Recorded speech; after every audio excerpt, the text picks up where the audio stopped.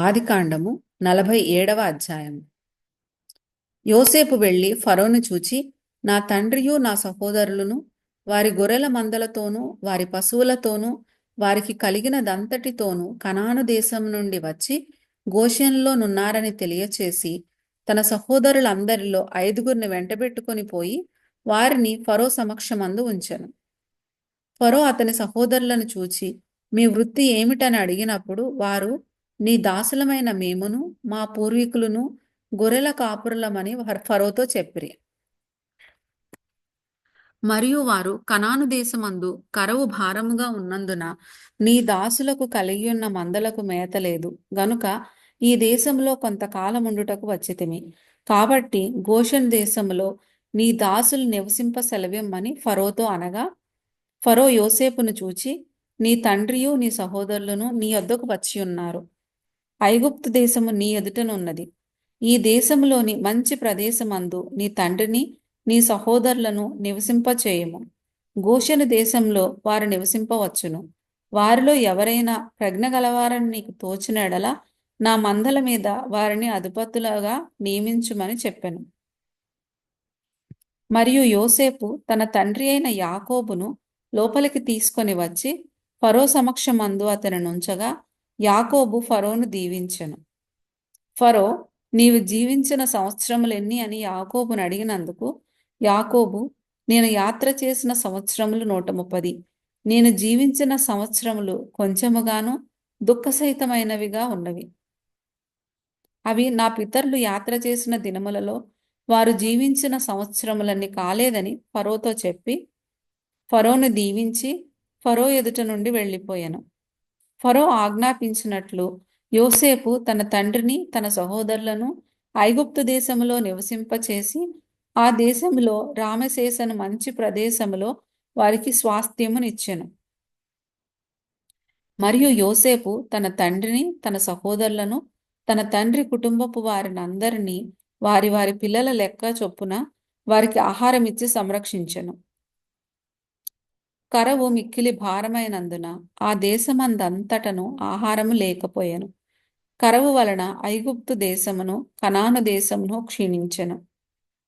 వచ్చిన వారికి ధాన్యం అమ్ముట వలన ఐగుప్తు దేశములోను కనాను దేశములోను దొరికిన ద్రవ్యమంతా యోసేపు సమకూర్చెను.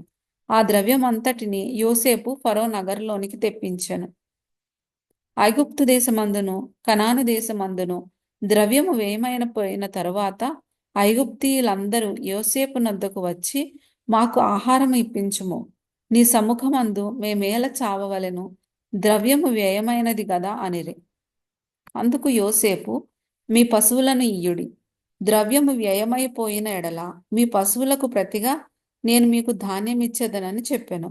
కాబట్టి వారు తమ పశువులను యోసేపు నొద్దకు తీసుకొని వచ్చిరి. యోసేపు గుర్రములను గొర్రెల మందలను పశువుల మందలను గాడిదలను తీసుకొని వారికి ఆహారం ఇచ్చెను. ఆ సంవత్సరమందు వారి మందలన్నిటికీ ప్రతిగా అతడు వారికి ఆహారం ఇచ్చి సంరక్షించెను.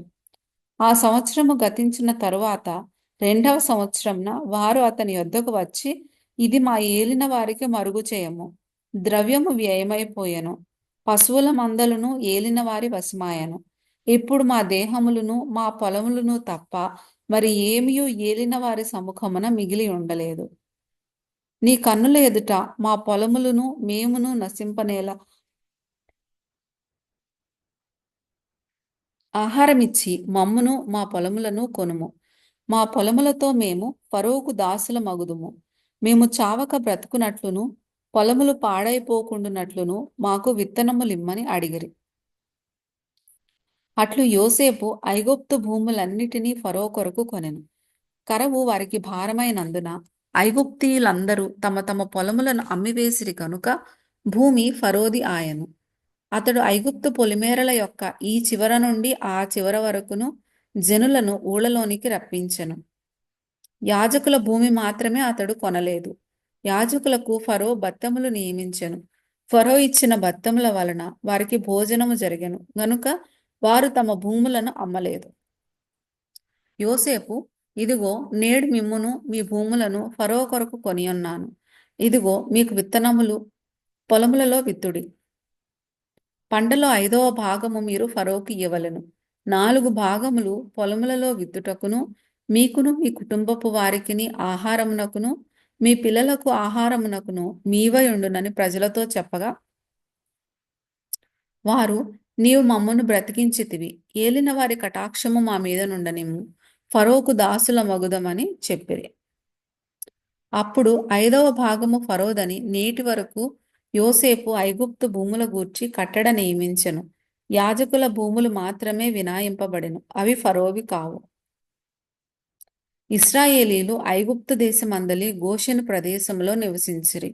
అందులో వారు ఆస్తి సంపాదించుకొని సంతానాభివృద్ధి పొంది మిగుల విస్తరించిరి. యాకోబు ఐగుప్తు దేశములో 17 సంవత్సరములు బ్రతికెను. యాకోబు దినములు అనగా అతడు జీవించిన సంవత్సరములు 147. ఇశ్రాయేలు చావవలసిన దినములు సమీపించినప్పుడు అతడు తన కుమారుడైన యోసేపును పిలిపించి, నా ఎడల నీకు కటాక్షమున్న ఎడల దయచేసి నీ చెయ్యి నా తొడ క్రింద ఉంచి నా ఎడల దయను నమ్మకమును కనపరచుము. ఎట్లనగా నన్ను ఐగుప్తులో పాతిపెట్టకుము. నా పితరులతో కూడా నేను పండుకొనున్నట్లు ఐగుప్తులో నుండి నన్ను తీసుకొని పోయి వారి సమాధిలో నన్ను పెట్టుమని అతనితో చెప్పాను. అందుకతడు, నేను నీ మాట చొప్పున చేసేదనెను. మరియు అతడు నాతో ప్రమాణము చేయమన్నప్పుడు యోసేపు అతనితో ప్రమాణము చేసెను. అప్పుడు ఇశ్రాయేలు తన మంచపు తలాపి మీద వంగి దేవునికి నమస్కారము చేసెను.